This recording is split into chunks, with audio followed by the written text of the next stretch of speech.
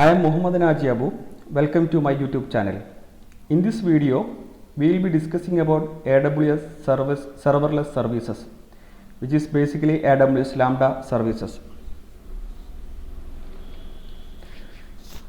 In this video, we will try to cover the following topics: what is serverless architecture and advantage and disadvantage of serverless architecture, a simple Lambda function, and what is the use of aliases, and how can we configure environment variable based on the aliases.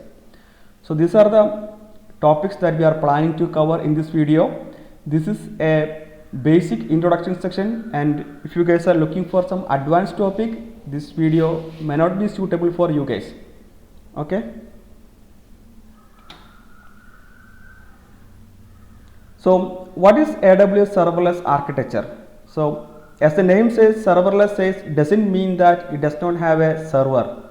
So it means that there is a server and which is managed by the AWS. So we don't need to, so in our usual conventional method, we have to spin up a EC2 instances or some other instances, then we need to manage it, right? But here we don't need to manage any servers. It is completely managed by the AWS team.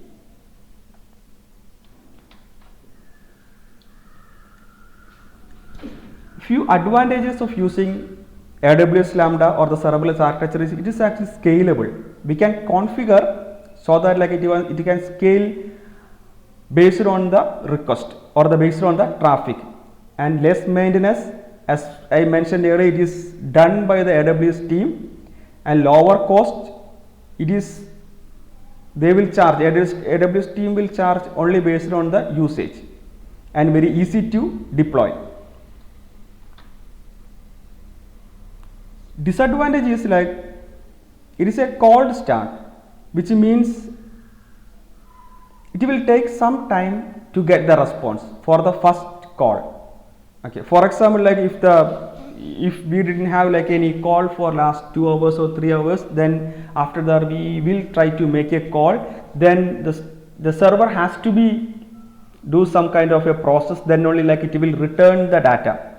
Okay, so in one of our project happened that this first call is taking some time. I forgot exactly what is the time limit, but it is taking like couple of seconds.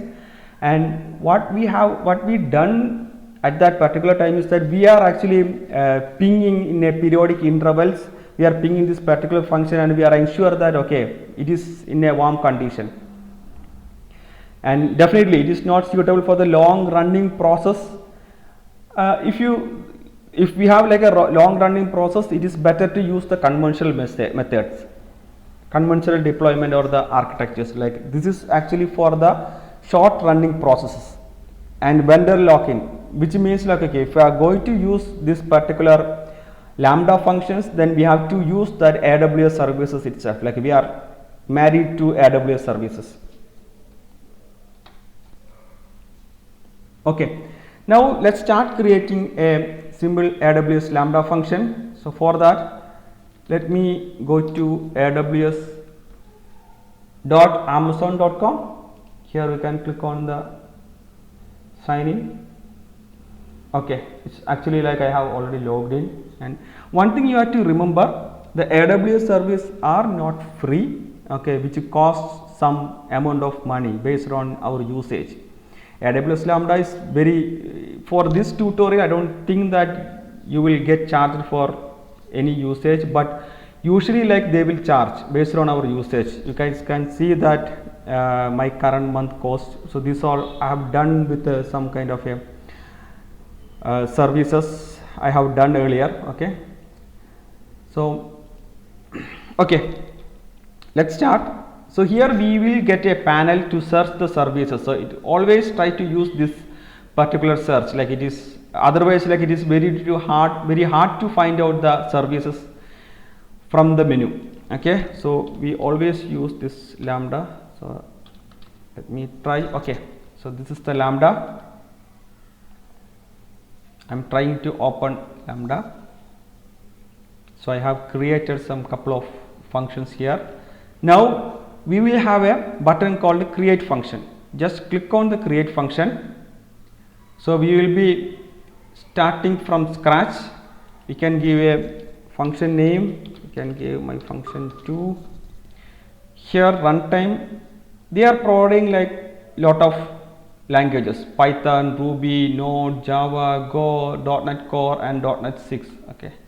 So for this tutorial we will be using Python 3.9 and I am keeping like x86 and I am not changing anything with respect to permissions. Okay, permissions are default. In the advanced settings we will be enabling this one, and so we will get a URL to browse. Okay, I'm not enabling a course. Okay, now going to create the function. We have a button here, create function. Just click on it. So in a couple of seconds it will be ready. So in the backend it is trying to create some configurations and some servers, and I hope like it will, yeah, I think it's ready now. Yes. Now we can just do a test here. Okay. So you can see my event. I can give an event. Since I don't have any input, I can just remove this one. Okay. Don't remove this curly braces which is needed. Okay. I'm just saving it, and I am running it. Okay. Okay. So it says hello from Lambda. Okay. So this is the Lambda function. Okay. So this return hello from Lambda. So there is a small gear button here. If you want to, you can increase the font size and you can reduce the font size from here. Okay. Now let's deploy it. Okay. Here we have an option to publish a version. Okay. So you can give some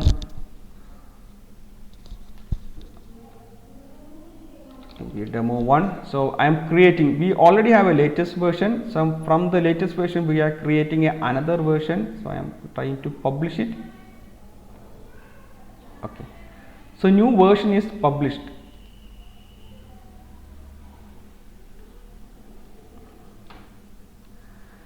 Now let's go to, so here we have few tabs. We have a test tab is there, that is for the testing purpose, and we have here monitoring tab is there. So this will give like a cloud matrices, cloud watch matrices, duration, success rate, all those things. And we have a configuration. So different configuration can be done from here, and we have a alias. So usually in a development cycle we have 1 or 2 environments will be there. We will have a dev environment and we will have a QA environment, and we may have a production. We definitely have a production environment. So we can set up different environments using these aliases. So here I am going to create only 2 environments for the time being. One is a dev. So in the dev, always latest version will be point to the dev. Okay. So I am just creating this dev environment.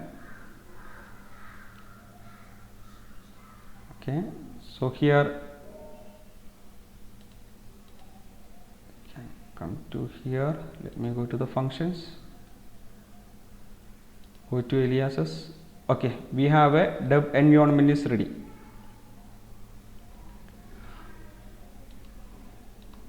We have a copier and we have a general configuration, we have a function URL.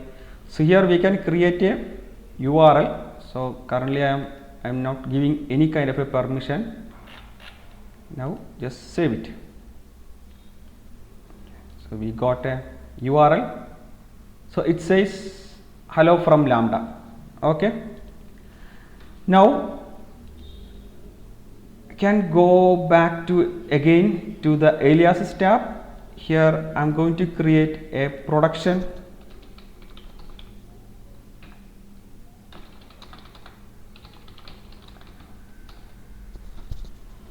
Okay, I am going to create a production aliases. Here I am going to give version 1 as production. Okay, I will explain like how can we switch these versions. Here also we can create a URL. I am not giving any permissions here for the time being. Yes. So our dev and the production alias are ready. We can see the details from here. Okay. Now if you want to release another version, okay, maybe we are in a development situation, then hello, I am saying that aliases testing.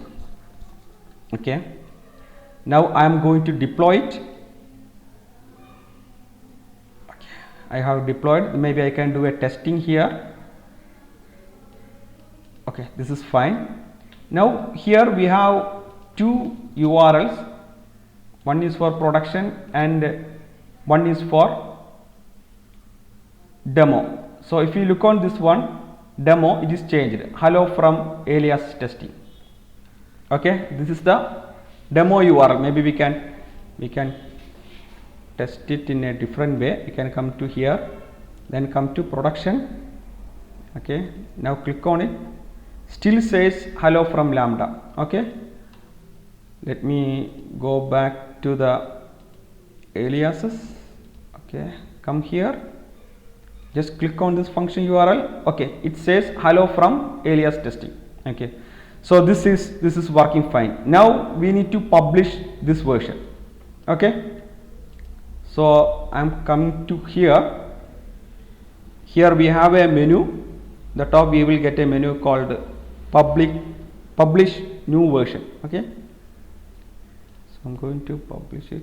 Okay, this aliases testing. Okay, I'm going to publish it. Okay, once the publish is done, a new version is created, right? So we can go to the aliases here. Okay, let me close this one. Just click on this link.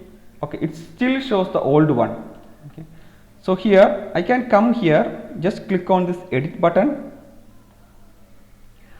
Not this edit button, I believe. Okay, we can go to the general configuration. Here it says it's pointing to the version number 1. Just click on the edit, then change it to 2, version number 2. Just click on the save. Okay, now to the URL. See, this is changed. This says hello from alias testing. So the changes are propagated to the production environment. Okay, so we have to discuss one more use case here. Usually when we switch between different environment, our database connections are different. Okay, we have to configure different environment. Okay, we have to configure like different connection for the different environment. Okay, so here we'll show you how can we do that. Okay, just go to the configuration here.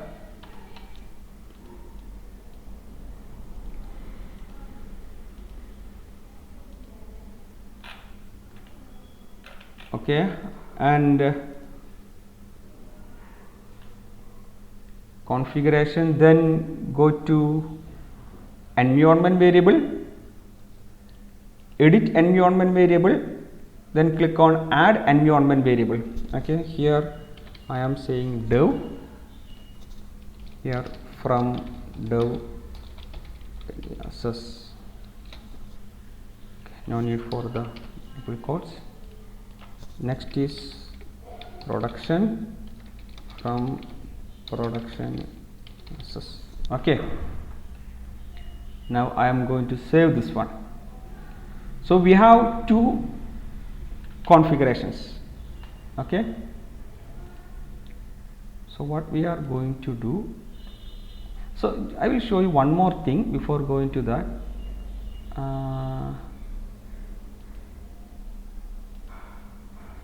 just a second. We have a function URL.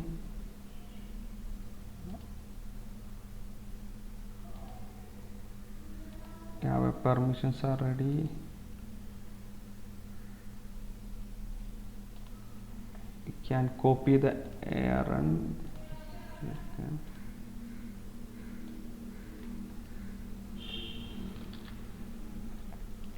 If you see on this particular ARN, okay, this ARN for the production, it contains the alias name. Okay, here we have a production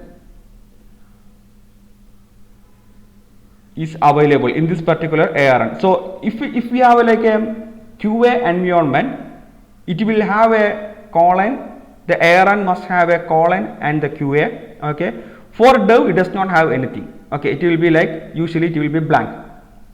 So we will make use of this particular ARN for identifying different aliases. Okay, for that let me come here, open here. Okay, so I am taking this ARN, I can get the ARN, and here from the context we will get context dot invoke function underscore ARN. Okay, here we will get the complete ARNs. Then I am doing a ARN dot split based on the column. Okay, then here I am setting the variable env, maybe env variable as empty. Then I am checking if length of ARNS is less than 8. That means env var, that means which is a, it is a development environment. So what is the name of this? Let me make a copy of this one. Let us see the environment created for dev. Okay, it's dev. Then can check else if runs dot 7 contain the production, then environment dot get env dot production. Okay, so here we are checking the ARN contains a keyword called production, then it means it is a production alias. Okay, now we can fetch the environment based on this production. So here we have a key called production. We have set already we have a configuration called production, environment variable called production, and we are taking data from here. Now maybe instead of hello, I am just taking this and we can set the environment variable. Now we can deploy this one, see what will happen. Okay, it is deployed. I can do a testing and it shows some error. It shows a name error. OS is not defined here. Okay, yeah, we have to import OS. Again deploy. So for each change we have to deploy it. Okay, I am running it. Okay, now this time it is success and it is taking from dev.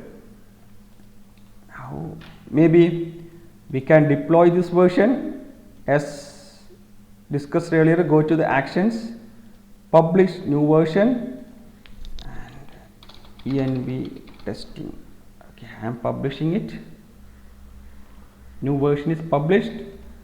Now go to aliases go to production, go to edit, then change version to 3, then save it, go to the function URL, let me close this one,